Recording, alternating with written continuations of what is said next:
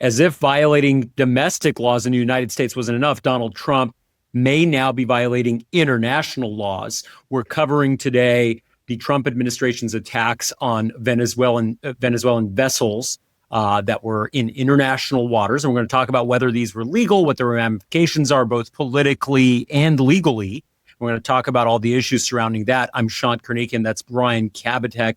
This is Civil Action on the Legal AF Network. We're two lawyers based in Los Angeles, California, but practicing all over the country.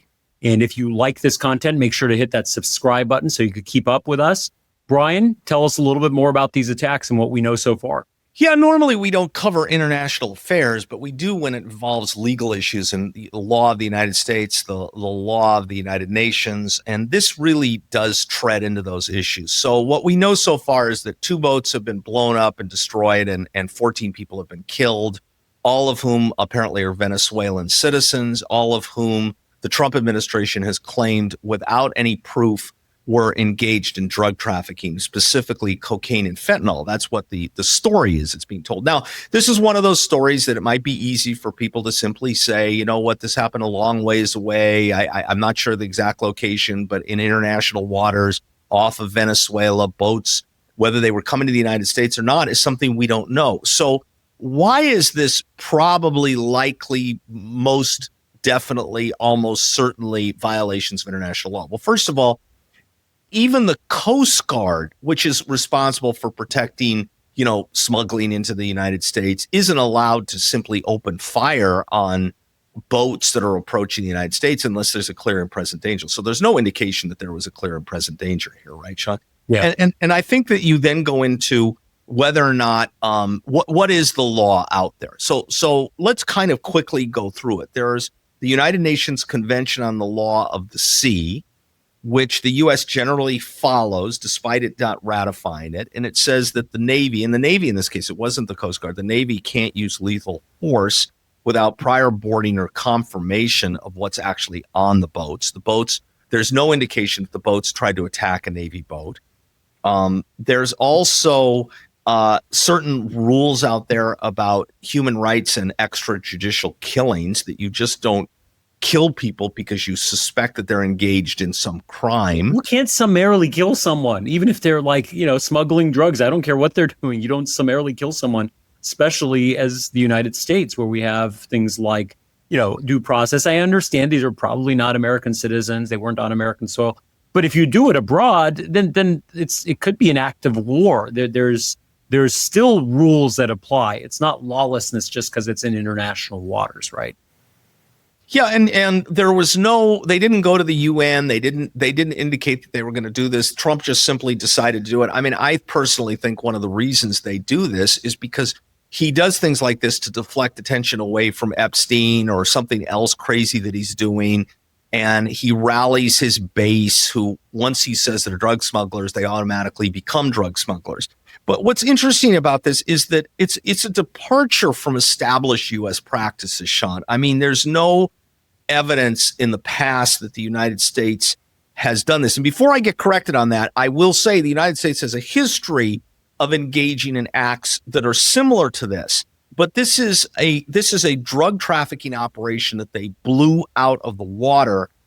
And there seems to be some evidence that at least one of the boats was turning around, right? Yeah, that's right. And by the way, all of that stuff is allegedly. There's no, and I'm not saying, they haven't had their trial and they're innocent until proven guilty. No, I'm just saying there's no independent verification of this. The sole source of information about this is the Trump administration, which I don't know. I have my reasons to doubt the veracity of the nonsense that they put out there.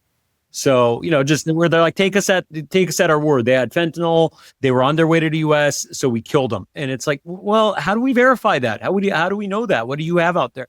Can't tell you more. National security. Well, and let's just presume for a moment that let me give you a hypothetical along these lines, which is Sure. We know that there's a boat and it's traveling towards the United States. And it's very close to the United States, and it has a dirty bomb, for example, on it. And the United States in that case would probably be justified in blowing it up. If you had concrete evidence that that's what it was, it would probably be justified.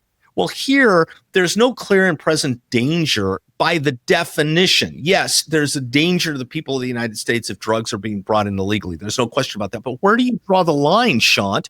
Would then the guy who's bringing in, a kilo of heroin at the Tijuana border, would the United States be justified in opening fire on him in Mexico?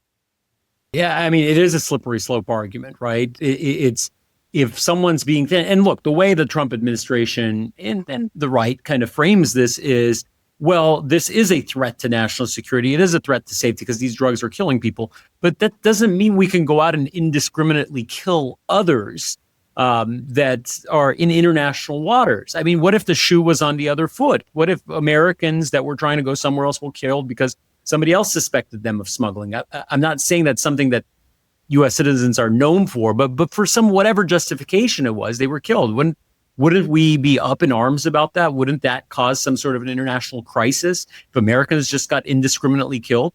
I mean, that would be a problem. So us doing the same doesn't solve that. Two wrongs don't make a right. I mean, it's just doing more of the same. It's perpetuating that cycle of violence. And Shant, I want to just focus on this for a second, which is there's no evidence of there being drugs. So the first hurdle you get to, even if you were to accept that it's okay to blow drug smugglers out of the water and kill them, there's no evidence of that. And in fact, there's a video that has been obtained and verified by the BBC to be apparently accurate, which does show the destruction, but there's no evidence that there was drugs, that there was drugs in the debris, that there was any kind of evidence whatsoever that the videos showed, drugs. So, and interestingly, a Republican member of Congress, Tom Reed from New York, has demanded justification and stated that the administration provided no proof of drug trafficking or gang ties. That's another argument, by the way, that we haven't mentioned so far, is that the Trump administration said these were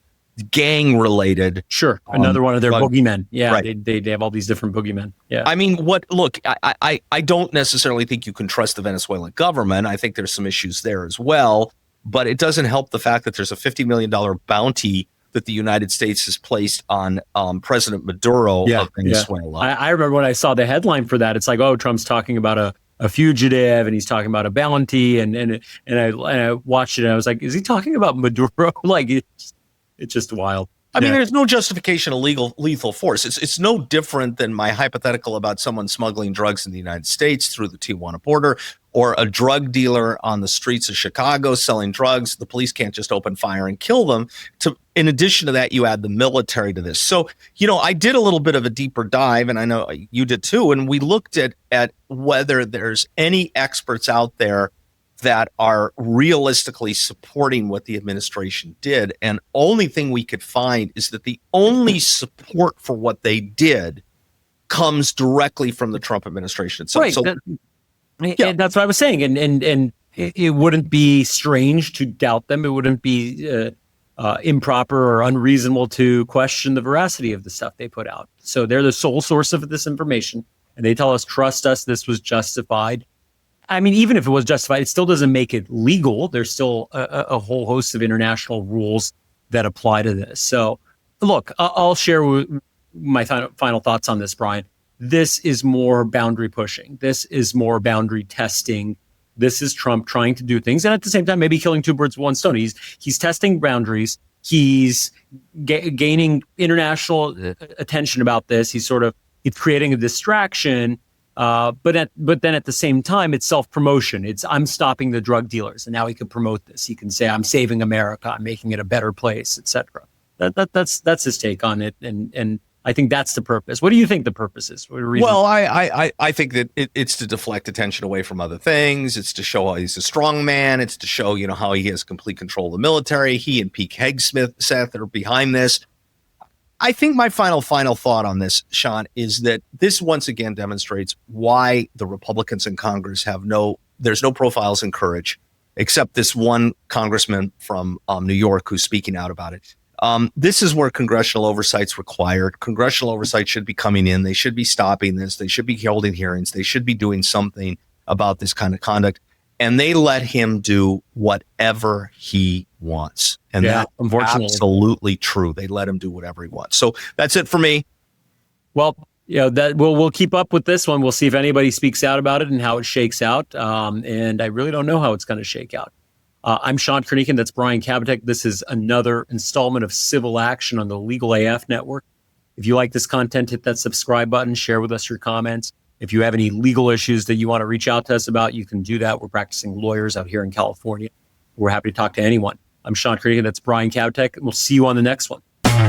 Can't get your fill of Legal AF? Me neither. That's why we formed the Legal AF Substack. Every time we mention something in a hot take, whether it's a court filing or a oral argument, come over to the Substack. You'll find the court filing and the oral argument there, including a daily roundup that I do called, wait for it, Morning AF. What else? All the other contributors from Legal AF are there as well. We got some new reporting. We got interviews. We got ad-free versions of the podcast and hot takes. Where? Legal AF on Substack. Come over now to free subscribe.